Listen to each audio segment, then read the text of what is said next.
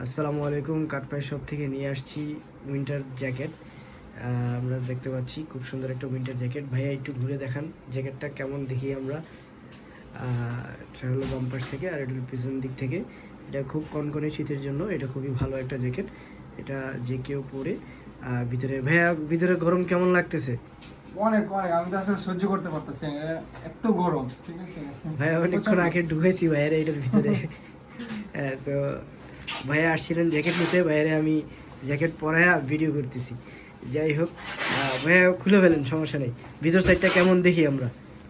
ওকে, এখানে lock system করা আছে, লকের মাধ্যমে আসলে এটা খোলা হয়। আর হলো যে এরপরে বাটন আছে।